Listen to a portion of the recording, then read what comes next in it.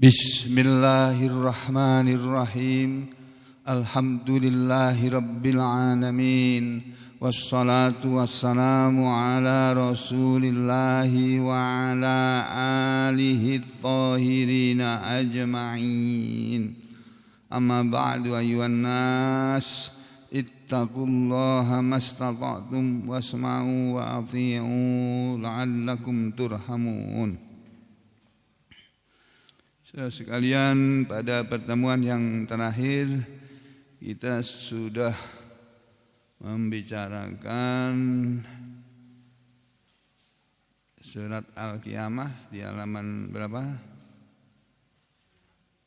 578. Surat Al-Qiyamah sampai dengan ayat 29 gitu.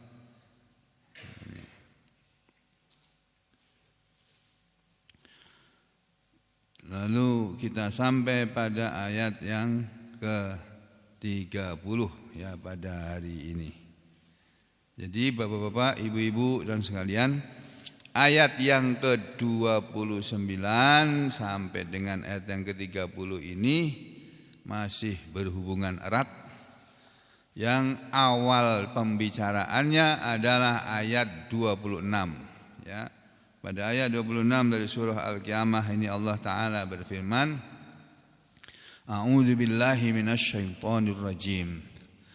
Kalla idza balagatit taraqiya wa qila man raqa wa dhanna annahu al-firaqa waltaffatis saqu bis-saq ila rabbika yawma idzinil masaq. Ini urut-urutannya ya.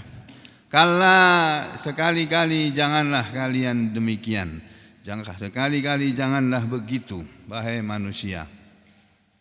Idza balaghatit taraqiyah, apabila telah sampai nyawamu ke tenggorokan itu, wakila, dan di saat itu ditanyakan oleh para malaikat, man raqa, siapakah yang bisa mengobati orang ini? Wadonna, dan menyangkalah dia dan yakinlah dia manusia pada saat itu, annahul firaq, bahwasanya itulah perpisahan. Jadi di saat manusia sudah sakaratul maut, manusia di saat itu baru yakin bahwa itulah perpisahan dia dengan dunia. Lalu pada ayat yang ke-29, wal tafatis saqu bisaq, dan melekatlah, bertautlah, asaku betis, bisaki dengan betis. Ayat ini, ayat 29 ini di terjemahan Kementerian Agama RI diartikan wal taffat, dan telah bertaut, telah berbelit, bertaut. Begini loh. Asaku betis itu, bisaki dengan betis. Yang terjemahannya Kementerian Agama mengartikannya dan bertaut betis kiri dengan betis kanan.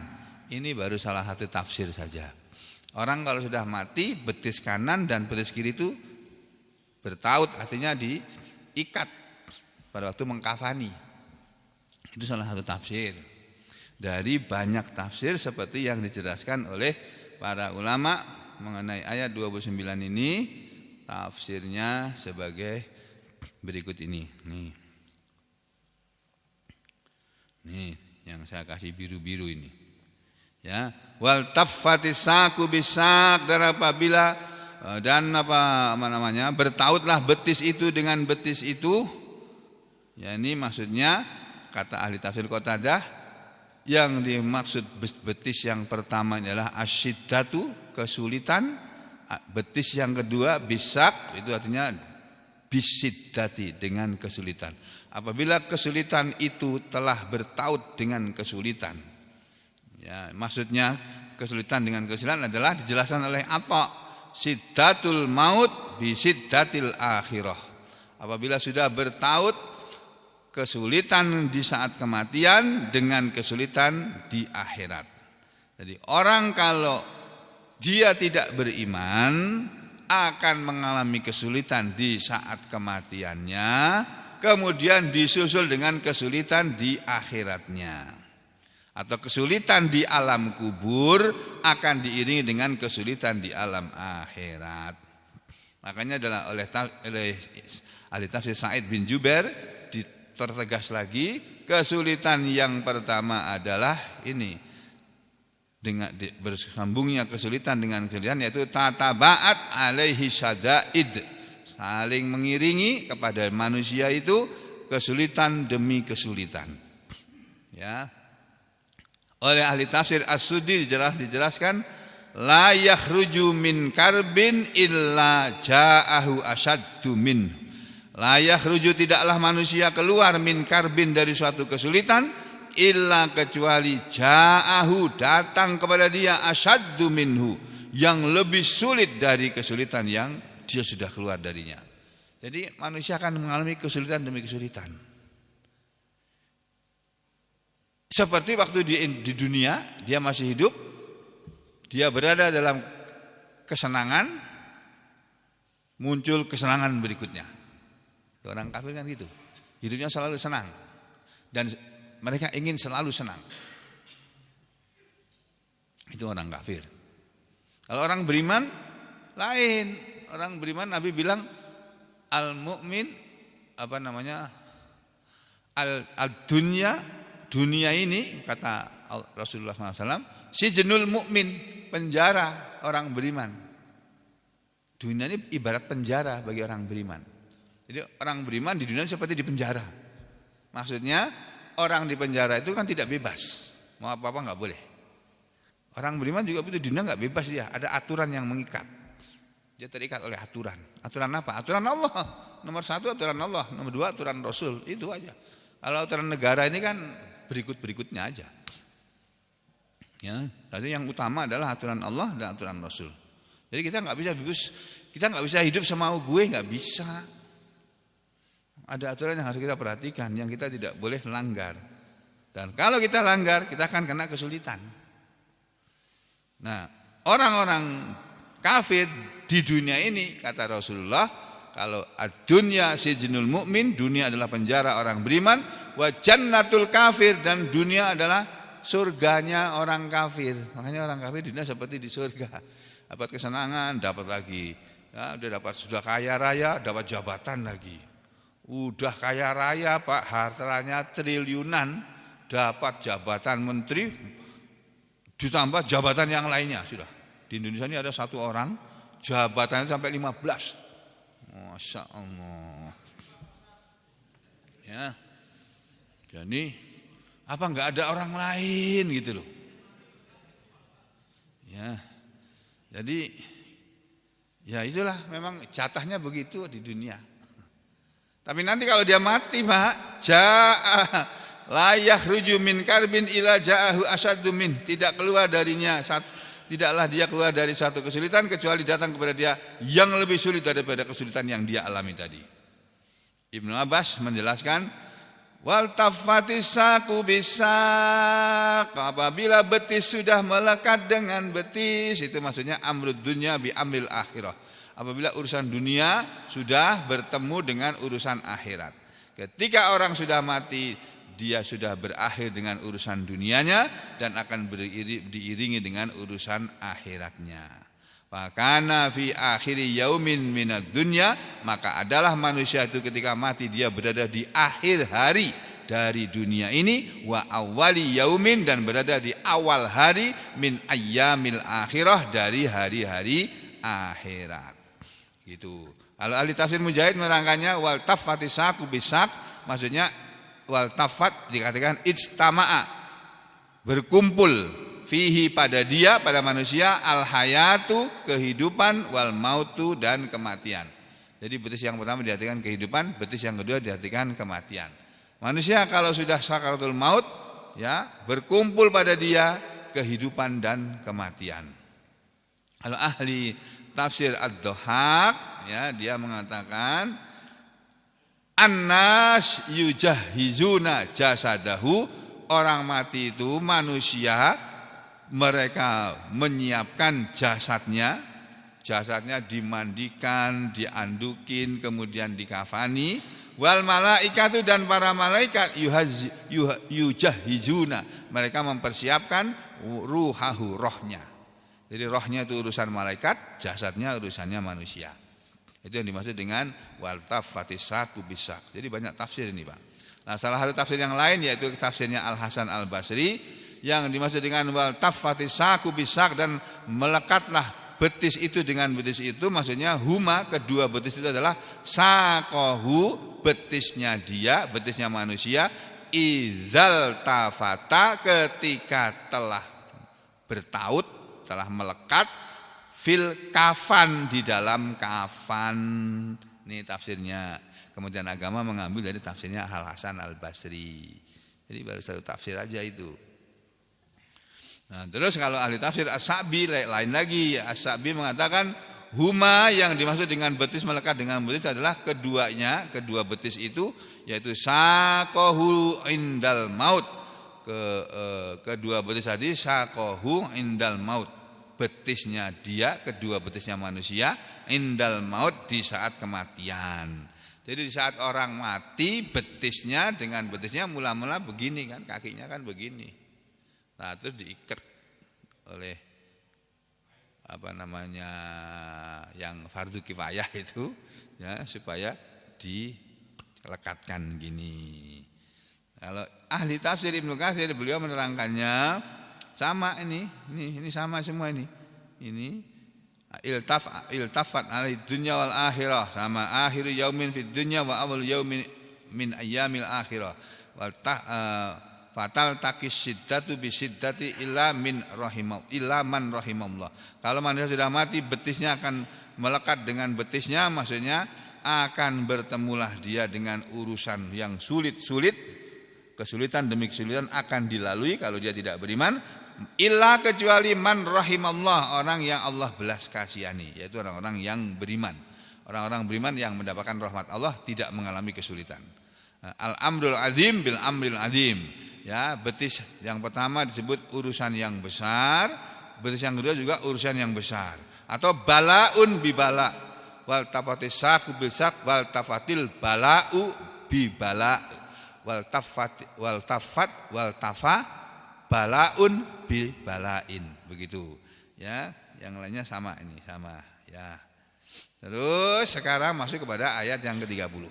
Nah, manusia kalau sudah mati, apa yang terjadi selanjutnya disebut pada ayat yang ke-30. Ila rabbika yauma idzinil masaq. Ila, kepada rabbika Tuhanmu, yauma idzin, di hari itu, al masaq, penggiringan. Saqo, ya saqo. Ini dari kata menggiring. Jadi manusia kalau sudah mati, ruhnya kan dicabut oleh malaikat, jasadnya ditaruh di tanah, di bumi oleh yang mengurus jenazahnya. Nah, selanjutnya kemana rohnya? Ila rabbika, kepada Tuhanmu, yauma idzin, di hari kematiannya itu, al-masaq, penggiringan. Al-masaq diartikan ai marji'ul ibad, kembalinya hamba-hamba Allah, yauma idzin, di hari kematiannya, ilallah, kepada Allah, yusakuna ilaihi, mereka akan digiring kepada Allah. Ya, ini di akhirat nanti digiring menghadap kepada Allah. Kalau di saat kematiannya dibawa oleh malaikat maut nyawanya. Ini pada tafsir Ibnu Katsir diterangkan ila rabbika yauma idzin masaq, maksudnya yaitu al-masaq, al-marji'u, tempat penggiringan, tempat pengembalian manusia, wal ma'ab, dan tempat kembalinya manusia adalah ilallah, kepada Allah, ila rabbika. Wa dzalika, dan yang dimaksud itu adalah annar ruha, bahwasanya roh manusia yang mati ketika sudah dicabut oleh malaikat maut, turfa'u ila samawat, diangkat menuju ke langit-langit, ke langit yang 7 lapis itu. Fayaqulullahu azza wa jalla, maka di saat itu Allah yang maha gagah dan maha agung akan berkata kepada malaikat, ruddu abdi ilal ard, kembalikan hambaku ke bumi. Fa inni, karena sesungguhnya aku minha, darinya, dari bumi, khalaqtuhum, telah menciptakan mereka, wa fiha, dan padanya, pada bumi, kata Allah, ya, u'iduhum, aku kembalikan mereka. Aku menciptakan manusia, mereka semuanya dari tanah, aku kembalikan dia ke tanah. Hei malaikat, kembalikan dia ke tanah. Gitu. Kama waroda, sebagaimana telah datang fi hadisil Barra at-Tawil, dalam hadisnya Imam sahabat Al-Barra yang panjang. Ya, ada hadis yang panjang tentang masalah pencabutan nyawa manusia. Wa qad qala Allah taala, dan sungguh Allah taala pun berfirman di ayat yang lain, kata Imam Ibnu Katsir. Kalau Ibnu Katsir menafsirkan ayat ila rabbika yauma idinil masaq, itu sama, kata Ibnu Katsir sama dengan ayat ini. Ayat yang disebut dalam surat Al-An'am, surat yang ke-6, ayat ke-61 dan 62. Nah, ini di sini terangkan seperti ini. A'udzu billahi minasy syaithanir rajim. Wa huwal qahiru fawqa ibadihi wa yursilu 'alaikum hafadhah hatta idza jaa ahadakumul maut tawaffat rusuluna wa hum la yufarritun thumma ruddu ila Allahi maulahumul haqq ala lahul hukmu wa huwa asra'ul hasibin. Kalau di surat Al-Qiyamah Allah berfirman, wal taffatis saqu bisaq ila rabbika yauma idzinil masaq.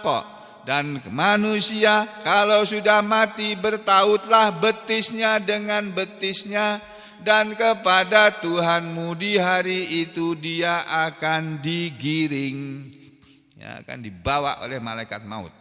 Di sini terangkan dalam surat Al-An'am, wa huwa, dan dia Allah itu adalah Al-Qahir, yang maha memaksa. Allah itu maha pemaksa, fauqa, di atas ibadihi, hamba-hambanya. Allah maha memaksa atas hamba-hambanya ini. Jadi kita semuanya hidup dalam pemaksaan Allah. Dan hanya Allah saja yang boleh memaksa. Kita tidak boleh memaksa. Kepada anak pun kita nggak boleh maksa. Yang ada adalah kita mendidik, mengarahkan anak kita ke jalan yang baik, ke jalan yang benar. Maksa jangan. Ya. Kecuali kalau dia berbuat maksiat, kita paksa.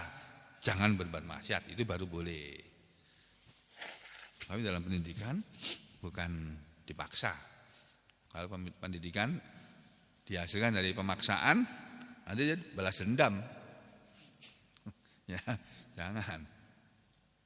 Jadi dan Allah itulah yang maha pemaksa melebihi hamba-hambanya, wa yursilu 'alaikum hafadhah. Coba kita lihat surat Al-An'am ayat 61 ini dari kitab tafsir yang ada, ya.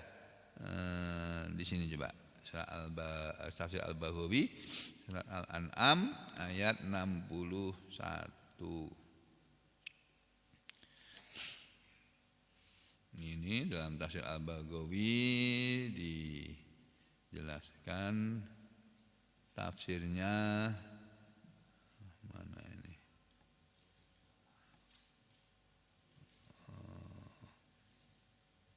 Ini dia. Wa huwal qahiru fawqa ibadihi wa yursilu 'alaikum hafadhah. Dan dia Allah itulah yang maha memaksa di atas hamba-hambanya, dan dia selalu mengutus kepada kalian manusia hafadhah. Hafadhah adalah yakni al-malaikata, para malaikat, alladzina, yang mereka tugasnya yahfadzuna a'mala bani Adam, mereka selalu menjaga, mengawasi amalan-amalannya anak Adam manusia ini. Wa huwa jam'u hafidun. Hafadhah adalah bentuk kata jamak dari hafidh. Kalau satu hafidh yang menjaga, kalau banyak hafadhah. Nadhiruhu sebagai pembanding ayat ini adalah surat Al-Infitar. Nih, kita semua tahu, sudah hafal kan surat Al-Infitar? Idzas samaa'u fatarat wa idzal kawakibun tasarat wa idzal biharu fujjirat wa idzal kuburu bu'thirat alimat nafsum ma ahdarat fala uqsimu bil khunnas al jawaril kunnas wal laili idza as'as was subhi idza tanaffas innahu laqaulu rasulin karim dzi quwwatin inda dzil arsy makin. Malaikat hafadzah disebut dalam surat Al-Infitar ayat 11.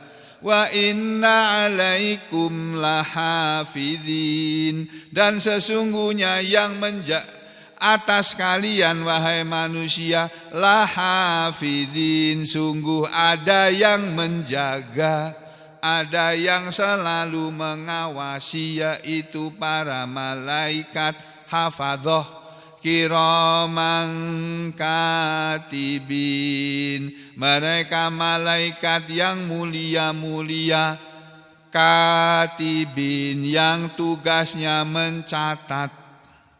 Ya, malaikat yang ada di kanan kiri kita itu. Ya, itu malaikat hafadzah.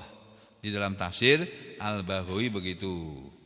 Sampai kapan malaikat hafadzah itu menjaga manusia, selalu berada di sekitar manusia tadi, di sekitar setiap manusia?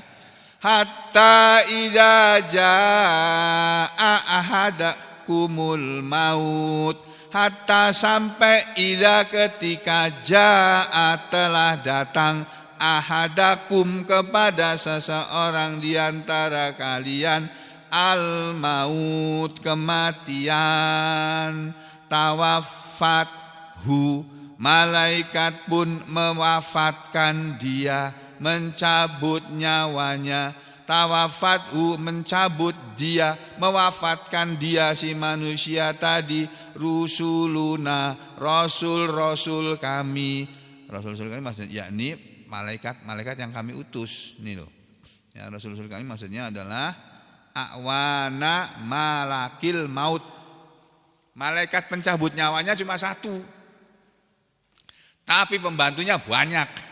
Makanya kalau ada orang mati banyak sekali, itu tugasnya malaikat maut, tapi anak buahnya banyak sekali.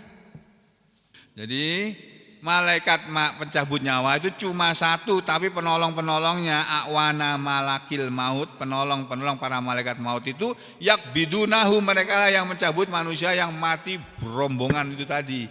Fayadfa'unahu ila malakil maut, lalu malaikat maut pembantu-pembantunya kalau mereka sudah mencabut nyawanya manusia, diserahkan kepada malakil maut. Jadi nyawanya orang 100 atau 1000 itu diambil oleh malaikat maut pembantunya, terus serahkan. Ini sudah kami cabut, serahkan semuanya ke malaikat maut yang satu tadi, malaikat Israel. Fayak biduruhahu, lalu malaikat maut itu menggenggam rohnya manusia tadi.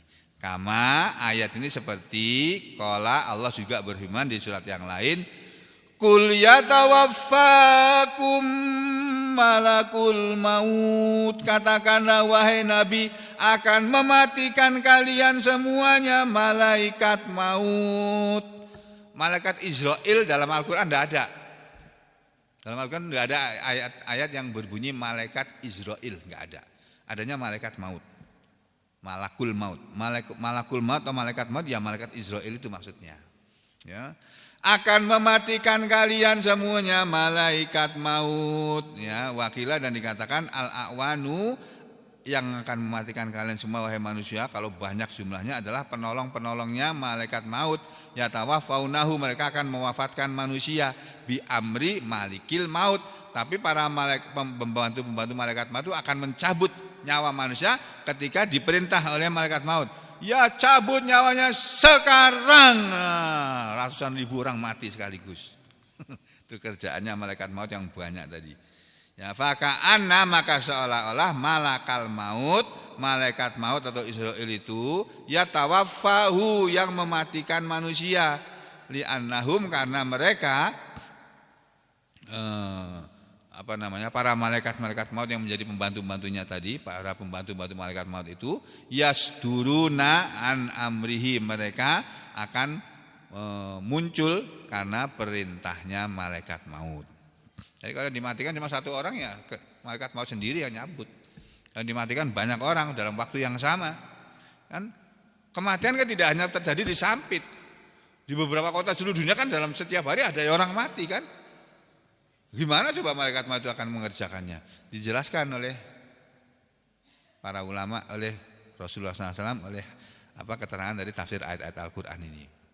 Kematian di New York, di belahan bumi manapun, di saat yang sama, tak, kerjaan malaikat maut semuanya itu.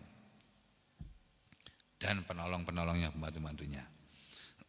Kemudian dalam tafsir lain dikatakan arada bir rusul, ya, tawaffat hum rusuluna, akan mematikan mereka manusia rasul-rasul kami. Yang Allah maksudkan bir rusul dengan para rasul adalah malakal maut wahdah. Nah, ada tafsir yang lain. Yang mengerjakannya yang malaikat maut sendirian saja. Fadzakarol wahida bilafzil jam'i. Yang dimaksud ayat ini adalah Allah menyebut dengan bentuk kata mufrad, ya, tapi maksud dengan lafal jamak, ya. Jadi tawaffat hum rusuluna, kan bunyinya begitu ini. Kul huwal qadiru ala atasnya lagi ya, ayat 61. Di sini. Mana tadi? Oh, beda ya. Ini loh. Nah, ini loh. Wa huwal qahiru fawqa ibadi, dan Dia Allah itulah yang maha pemaksa di atas hamba-hambanya. Wa yursilu alaikum hafadhah, dan Allah selalu mengutus kepada kalian malaikat hafadhah, hatta idza jaa ahadakumul maut, sehingga idza jaa, apabila telah datang ahadakum kepada seseorang di antara kalian al maut, malaikat maut, tawaffat hurusuluna, akan mewafatkan manusia itu utusan kami. Ini kan bentuk kata jamak. Disebut oleh Allah bentuk kata jamak, tapi maksudnya kata tunggal. Jadi rusuluna ini maksudnya malaikat maut wahdah, sendirian saja. Malaikat maut sendirian saja juga bisa mencabut orang dalam waktu yang sama, sekaligus bisa dia.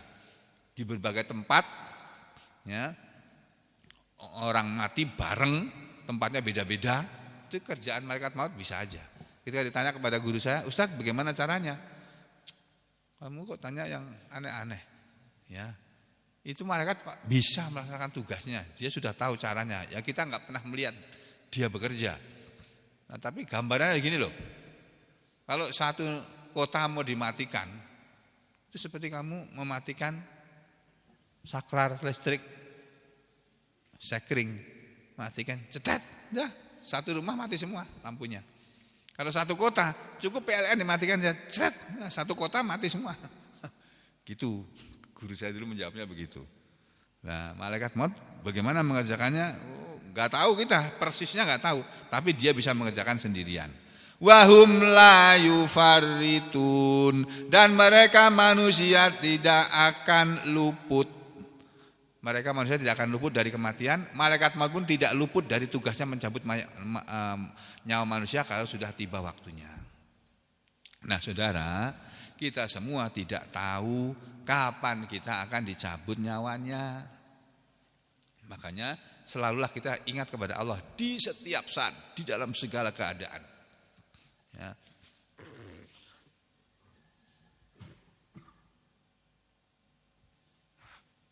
Dalam keadaan sehat kita selalu ingat kepada Allah, apalagi dalam keadaan sakit. Biasanya orang tuh ingat sama Allah kalau sakit. Kalau sehat dia lupa sama Allah. Nah, kita diajari oleh Rasulullah SAW, kamu mengingat Allah jangan hanya dalam keadaan sakit, dalam keadaan menderita, susah, jangan.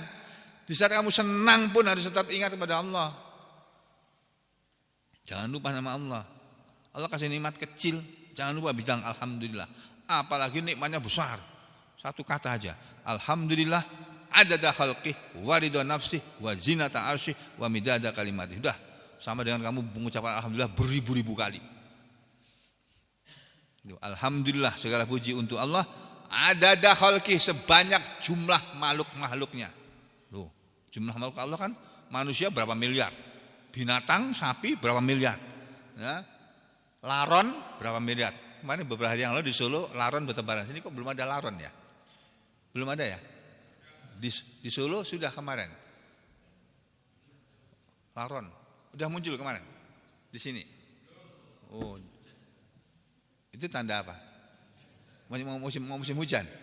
Mau musim hujan ya? Beberapa hari yang lalu, tapi Solo belum hujan juga tuh. Belum hujan juga. Waduh, ini ada laron ini masuk ini. Beberapa hari yang lalu. Jadi laron jumlahnya berapa? Banyak. Lalat jumlahnya berapa? Semut jumlahnya berapa? Nah, kalau bilang alhamdulillah adada khalqih wa ridha nafsih wa zinata arsyih wa midada kalimat. Itu zikir yang paling bagus. Subhanallah adada khalqih wa ridha nafsih. Subhanallah wa bihamdih adada khalqih wa ridha nafsih wa zinata arsyih wa midada kalimat. La ilaha illallah adada khalqih wa ridha nafsih wa zinata arsyih wa midada kalimat. Subhanallah walhamdulillah wa la ilaha illallah wallahu akbar adada khalqih wa ridha nafsih wa zinata arsyih wa midada kalimati. Gitu loh Pak, daripada kita nganggur-nganggur enggak ada ngomong-ngomong dikil. Itu ya. Kemudian kata Allah apa kalau manusia sudah dicabut? Tsummarut, kalau tadi di surat Al-Qiyamah apa namanya? Ila rabbika yauma idzinil masaq wal tafatis saqu bisaq ila rabbika yauma idzinil masaq. Dan apabila betis manusia sudah melekat dengan betisnya, betis dengan betisnya sudah melekat kepada Tuhanmu lah, di hari itu dia akan digiring oleh malaikat, dibawa menghadap Allah rohnya. Kalau di sini dikatakan hatta idza jaa ahadakumul mautu tawaffat rusuluna wa hum la yufarritun tsumma ruddu ilallahi maulahumul haqq. Tsumma kemudian ruddu mereka akan dikembalikan ilallahi kepada Allah maulahum tuan mereka al-haqqi yang sesungguhnya. Jadi tuan kita Pak Bu yang sesungguhnya itu adalah Allah. Allah itu tuan kita. Kita ini cuma hambanya, budaknya. Tuan kita adalah Allah. Alalahul hukmu, ketahuilah kepunyaan dia Allah lah keputusan, ketetapan atau hukum. Wahuwa, dan dia Allah asra'ul hasibin, yang paling cepat diantara para penghitung. Allah itu yang paling cepat menghitung diantara para penghitung. Nah, Allah jangan dilawan kalau soal menghitung. Menghitung berapa banyak orang yang beriman, Allah tahu. Berapa banyak makhluknya aja jumlahnya Allah tahu kok.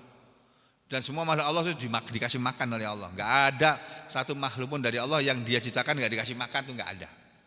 Makanya kita enggak usah takut enggak bisa makan. Kalau kita enggak punya makan, minta sama Allah, ya Allah saya enggak punya makanan hari ini, ya Allah berilah saya makanan ya Allah. Bilang begitu, berdoa. Bila hamba makanan, akan datang makanan itu, entah caranya bagaimana. Tuh, tapi sampean kan sering enggak pernah gitu kan? Kalau lagi nggak ada makanan diam aja, berdoa. Nah, saya mau beli makan nggak punya uang, makanya minta uang sama Allah. Masa nggak punya uang nggak mau minta? Kita tuh perlu apa saja minta sama Allah. Asap ini loh, gimana nih membuang asap? Minta sama Allah. Kalau kita sedang menghadapi kesulitan, jangan lari kemana-mana, larilah kepada Allah.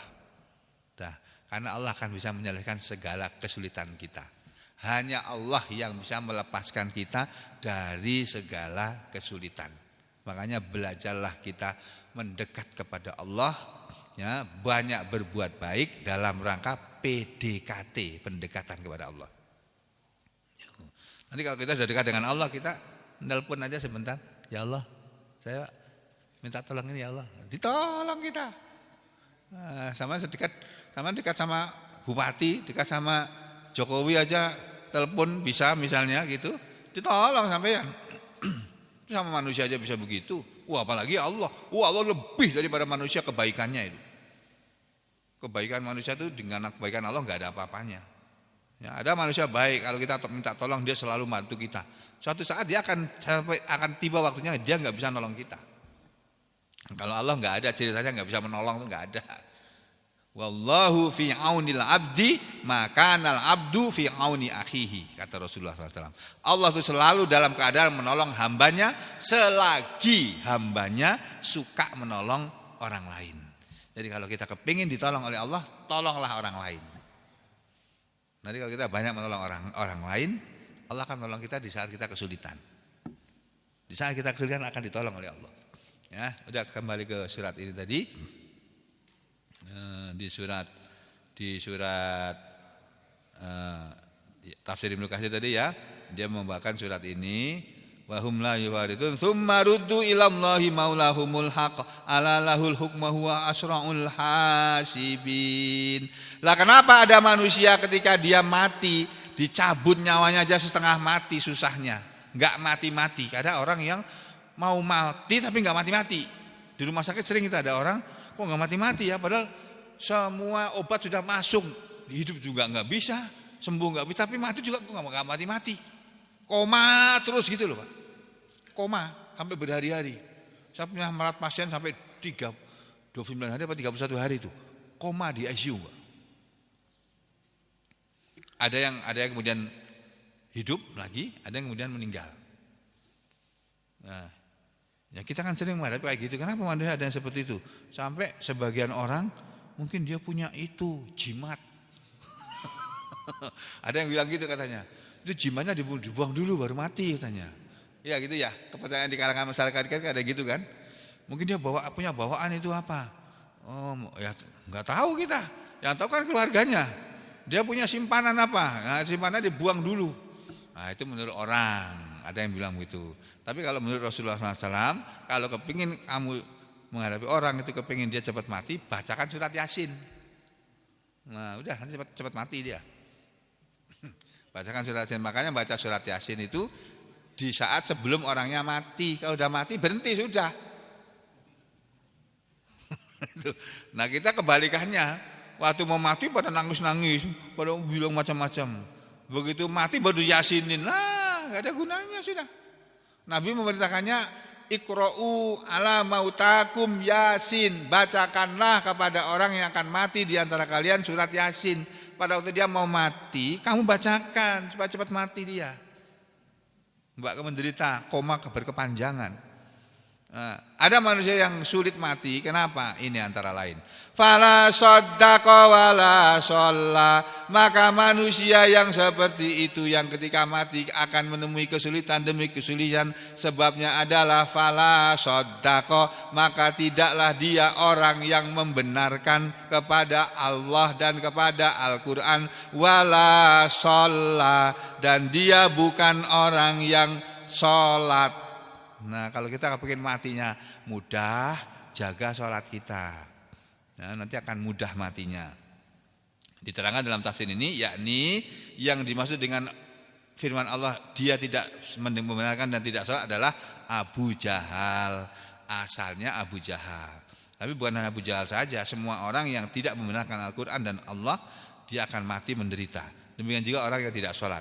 Lam yusaddiq, Abu Jahal itu tidak membenarkan bil Quran kepada Al-Quran, wala shalla lillah, dan dia tidak sholat kepada Allah. Itu Abu Jahal. Nah dalam tafsir lain nanti kita akan mendapatkan keterangan yang lebih lanjut mengenai ayat ini. Karena waktu sudah habis, sampai sekian dulu kita pembicaraan kita. Insya Allah kita ketemu lagi besok kaki ya. Aku lu qauli hadza astaghfirullah li wa lakum. Allahumma taqabbal minna innaka antas samiul alim wa tub alaina innaka antat tawwabur rahim. Wa sallallahu ala Muhammadin wa ala ali Muhammad walhamdulillahi rabbil alamin.